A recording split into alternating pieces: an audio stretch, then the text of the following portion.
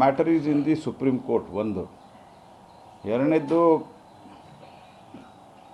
ಭಾರತದ ಸಂವಿಧಾನದ ಪ್ರಕಾರವಾಗಿ ಭಾರತದ ಪಾರ್ಲಿಮೆಂಟ್ನಲ್ಲಿ ಯಾವ ಕಾನೂನು ಪಾಸ್ ಆಗ್ತದೆ ಅದು ಜನರ ಅಭಿಮತ. ಅದು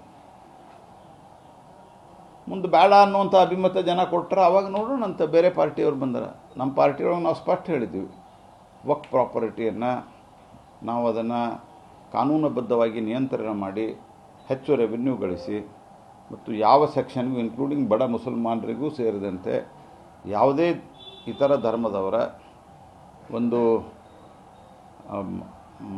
ವೈಯಕ್ತಿಕ ಇರ್ಬೋದು, ಸಾಂಸ್ಥಿಕ ಆಸ್ತಿ, ಸಂಸ್ಥೆಗಳ ಆಸ್ತಿ ಇರ್ಬೋದು, ಇದನ್ನು ಮನಬಂದಂತೆ ತೆಗೆದುಕೊಳ್ಳಲಿಕ್ಕೆ ಸಾಧ್ಯ ಇಲ್ಲ. ಆ ರೀತಿ ವ್ಯವಸ್ಥೆ ನಾವು ಮಾಡ್ತೀವಿ, ನಾವು ಹೇಳೀವಿ. ನಾವು ಹಿಂಗಾಗಿ it is A mandate of the people.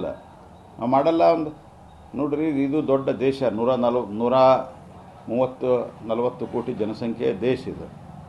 ಒಂದು 10-20 ಸಾವಿರ ಜನನ ಯಾರು ಬೇಕಾದರೂ ಸೇರಿಸ್ಬೋದು, ಅದರಾಗೂ ಎಮೋಷನಲ್ ಇಶ್ಯೂ ಮೇಲೆ. ಜಮೀರ್ ಅಹ್ಮದ್ ರಾಜ್ಯದಲ್ಲಿ ಇಂಪ್ಲಿಮೆಂಟ್ ಮಾಡೋದು ಅವ ಯಾರು ಜಮೀರ್ ಅಹ್ಮದ್ ಯಾರು ರೀ? ದೇಶದ ಪಾರ್ಲಿಮೆಂಟ್ ಇದೆ. ಜಮೀರ್ ಅಹ್ಮದ್ ಸಂವಿಧಾನ ಮತ್ತು ಪಾರ್ಲಿಮೆಂಟ್ ಮೇಲಿದ್ದಾರೆ ಅವರು.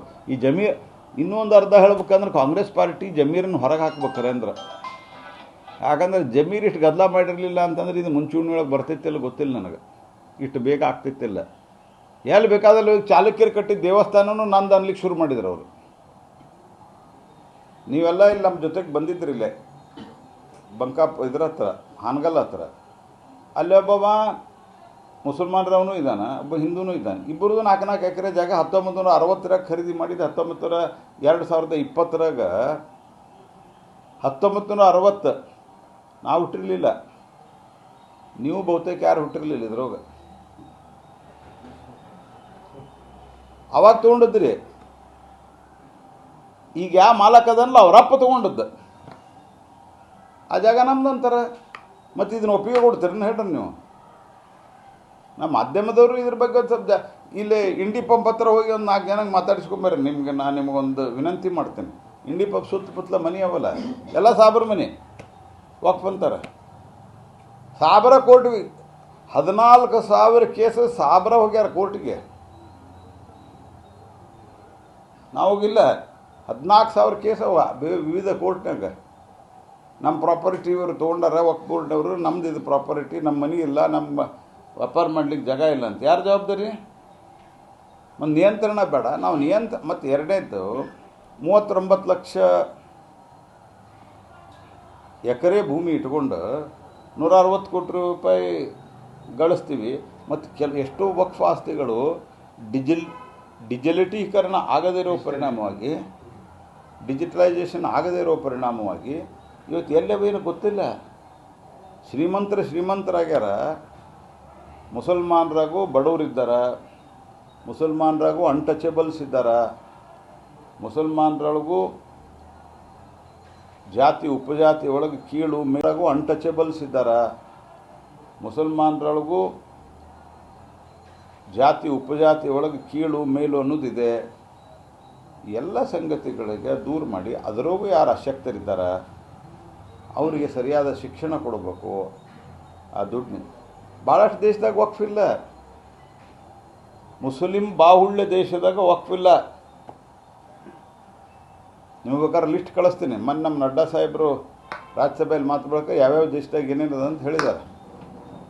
ಹೀಗಾಗಿ ಇದಕ್ಕೇನು ಅರ್ಥ ಇಲ್ಲ. ಇದಕ್ಕೆ ಪ್ರತಿಭಟನೆ ನಾವು ಬಡ ಮುಸಲ್ಮಾನರದ್ದು ಹಿತ, ಒಟ್ಟು ಸಮಾಜದ ಹಿತ ಇಟ್ಕೊಂಡು ಮಾಡಿ. ಇದು ಮುಸಲ್ಮಾನರ ವಿರೋಧಿ ಅಂತ ಏನು ಕ್ರಿಯೇಟ್ ಮಾಡ್ತಾ ಇದ್ದಾರಲ್ಲ, ಇದು ಒಂದು ರೀತಿಯಲ್ಲಿ ಸಮಾಜವನ್ನು ಒಡಿಲಿಕ್ಕೆ ಮಾಡ್ತಾ ಇರುವಂಥ ಸಂಚಿದು. ಬಾಂಗ್ಲಾದೇಶದ ಭಾಷೆಯನ್ನು ಇಲ್ಲಿಯವರು ಕೆಲವರು ಮಾತಾಡ್ತಾರೆ ಅಂದ್ರೆ ಅರ್ಥ ಏನು? ನಾ ಯುನೂಸಿನ ಅಭಿಮಾನ ಅಂತ ಇಲ್ಲಿ ಬರ್ಬೇಕು ಹೇಳ್ತಾರೆ ಉಪಮುಖ್ಯಮಂತ್ರಿ. ಏನು ಹೇಳ್ಬೇಕಿನ್ನ? ನರಹತ್ಯೆ ಆಗ್ತಾ ಇದೆ ಬಾಂಗ್ಲಾದೇಶದಾಗ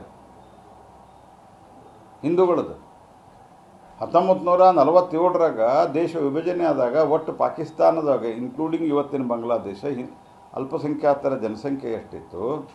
ಮುಂದೆ 1971 ಬಾಂಗ್ಲಾದೇಶ ಆದ ನಂತರ ಯಾವಾಗ ಬಾಂಗ್ಲಾದೇಶ ಸಪ್ರೇಟ್ ಆಯಿತು ಆವಾಗ ಅಲ್ಲಿ ಹಿಂದೂಗಳ ಸಂಖ್ಯೆ ಎಷ್ಟಿತ್ತು, ಈಗ ಎಷ್ಟದೆ. ಮತ್ತೀಗ ಶೇಖ್ ಹಸೀನಾ ಸರ್ಕಾರ ಬಿದ್ದ ನಂತರ ಈಗ ಎಷ್ಟಾಗಿದೆ ತೆಗೀರಿ ಲೆಕ್ಕ. ಎಷ್ಟು ಜನ ಸತ್ತಾರಂತ ತೆಗೀರಿ. ದೇಶದೊಳಗೆ ಈ ರೀತಿ ವೋಟ್ ಬ್ಯಾಂಕ್ ಪಾಲಿಟಿಕ್ಸ್ಗಾಗಿ ಮಾಡ್ತಾ ಇರೋದು ಇದು ಯಾವ ಕಾರಣಕ್ಕೂ ಒಪ್ಪಕ್ಕೆ ಸಾಧ್ಯ ಇಲ್ಲ. ಕೋರ್ಟ್ನಲ್ಲಿದೆ. ಕೋರ್ಟ್ನಲ್ಲಿ ಸರ್ಕಾರ ಪಾರ್ಲಿಮೆಂಟು ತನ್ನ ಅಧಿಕಾರ ವ್ಯಾಪ್ತಿಯನ್ನು ಉಪಯೋಗಿಸಿ ಕಾನೂನು ಮಾಡ್ಯದ, ಅದಕ್ಕೆ ಸೂಕ್ತವಾಗಿ ಕೋರ್ಟ್ನಲ್ಲಿ ನಾವು ವಾದವನ್ನು ಮಂಡಿಸ್ತೀವಿ. ಸುಪ್ರೀಂ ಕೋರ್ಟು ಮೊನ್ನೆ ಆರ್ಡರ್ ಆಗಿದೆ, ಹಿಂದೂ ಮುಸ್ಲಿಮೇತರ ಯಾರು ಇದರಲ್ಲಿ ನೋಡ್ರಿ, ಅದು ಯಾವುದೋ ಆರ್ಡರ್ ಮಾಡಿಲ್ಲ, ಫೈನಲ್ ಆರ್ಡರ್ ಆಗೋ ತನಕ ಯಾವುದೋ ಅಪಾಯಿಂಟ್ಮೆಂಟ್ ಮಾಡಬೇಡ್ರಿ ಅಂತ ಹೇಳಿ. CAA ಇರ್ಬೋದು, ಟ್ರಿಪಲ್ ತಲಾಕ್ ಇರ್ಬೋದು, ವಕ್ಫ್ ಇರ್ಬೋದು, ಮುಸಲ್ಮಾನರ ವಿಷಯಗಳಿಗೆ ಸಂಬಂಧಪಟ್ಟಾಗ ಆ ಮುಸ್ಲಿಂ ಸಮುದಾಯವನ್ನು ಕೆರಳಿಸುವಂಥ ಒಂದು ಷಡ್ಯಂತ್ರ ನಡೀತಾ ಹಾಂ, ಇಡೀ ದೇಶದಾಗ ನಡೀತಾ ಇದೆ ಇದು. ಕೆಲವು ಅಂತಾರಾಷ್ಟ್ರೀಯ ಶಕ್ತಿಗಳು ಇದ್ರೊಳಗೆ ಕೂಡ್ಕೋತಾವ, ಅಂತಾರಾಷ್ಟ್ರೀಯ ಭಾರತ ವಿರೋಧಿ ಶಕ್ತಿಗಳು. ಹಾಗಾಗಿ ಇದನ್ನು ಭಾರತ ಸರ್ಕಾರ ಎದುರಿಸಲಿಕ್ಕೆ ಸಮರ್ಥವಾಗಿದೆ. ಅವ್ರದ್ದು ಅವ್ರ ಕ್ಷೇತ್ರದ್ದು ಇವರು MP ಮತ್ತು ಇವರು MP ಇದ್ದಾಗ, ನಮ್ಮ ಸರ್ಕಾರ ಹಿಂದೇನಿದ್ದಾಗ ಒಂದಿಷ್ಟು ಕಾಮಗಾರಿಗಳಾಗ್ಯಾವ. ನನಗೆ ಫೋನ್ ಮಾಡಿದ್ರು ಅವರು, ಇದು ಪತ್ರಿಕೆಯೊಳಗೆ ಬಂದ ತಕ್ಷಣ ಸಿದ್ದೇಶ್ ಅವರು ನನಗೆ ಫೋನ್ ಮಾಡಿದ್ರು.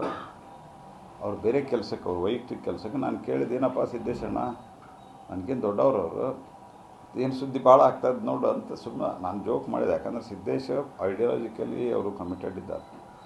ಇಲ್ಲರಿ, ನಮ್ಮದು ಹಳೆ ಬಿಲ್ ಇತ್ತು, ಬೊಮ್ಮಾಯಿ ಸರ್ಕಾರ ಇದ್ದಾಗ ನಮ್ಮ ಕ್ಷೇತ್ರಕ್ಕೆ ನಾನು ಕೆಲಸ ಮಾಡಿಸಿದ್ದೆ, ಇವರು ಪೇಮೆಂಟ್ ಹಿಡ್ಕೊಂಡು ಕೂತಿದ್ದಾರೆ, ನಾವು ಹೋಗಿ ಬಡ್ಡಿಯಾಗಿ ಬಂದಿದ್ದೀನಿ, ಡೆವಲಪ್ಮೆಂಟ್ ವರ್ಕ್ ಅಂತ ಹೇಳಿದ್ದಾರೆ. ಆ ರೀತಿ ಯಾವುದೇ ಪ್ರಶ್ನೆ, ಆ ರೀತಿ ಅವರೇ ಇಲ್ಲ ಅಂತ ಹೇಳಿದ್ದಾರೆ. ಮತ್ತು ನನಗೆ ಗೊತ್ತಿರೋ ಮಟ್ಟಿಗೆ ಸಿದ್ದೇಶ್ ಏನಿದ್ದಾರಲ್ಲ, ಸಿದ್ದೇಶ್ ಇದೆ ವೆರಿ ವೆರಿ ಓಪನ್ ಪರ್ಸನ್. ಅವ್ರು ಎಂದೂ ಏನು ಸೀಕ್ರೆಟಾಗಿ ಅವ್ರಿಗೆ ಮಾಡ್ಬೇಕಂತ ಮನಸ್ಸು ಮಾಡಿದ್ರು ಮಾಡೋಕ್ಕೆ ಬರಲ್ಲ ಅವ್ರಿಗೆ. ಆ ರೀತಿ ಒಬ್ಬ ಇದ್ದಾರೆ. ಹಾಗಾಗಿ ಅವರು ಪಾರ್ಟಿ ಐಡಿಯಾಲಜಿಗೆ ಕಮಿಟೆಡ್ ಆಗಿ ಇದ್ದವರು. ಆದಾಯಕ್ಕೋಸ್ಕರ ಹೋರಾಟ ಮಾಡಿದಂಥ ರೈತರಿಗೆ ನೋಟಿಸ್ ಕೊಡುವಂಥ ಕೆಲಸನ ರೈಲ್ವೆ ಗೇಟ್ ಬಂದ್ ಮಾಡಿ 2015ರಲ್ಲಿ ನವಲಗುಂದ ರೈತರಿಗೆ ಇದೀಗ ಅವ್ರಿಗೆ ಕೋರ್ಟ್ ನೋಟಿಸ್ ಹೋಗ್ತಾ ಇದ್ದಾವೆ ಬಹಳಷ್ಟು ರೈತರಿಗೆ. ಆ ಕೇಸ್ ಹಾಕಿದ್ದು ನನಗೆ ಗೊತ್ತಿರೋ ಮಟ್ಟಿಗೆ GRP ಅವರು, ಗೌರ್ಮೆಂಟ್ ರೈಲ್ವೆ ಪೊಲೀಸ್ದವರು, ರಾಜ್ಯ ಸರ್ಕಾರ ಅದನ್ನು ಹಿಂದೆ ತಗೋಬೇಕು.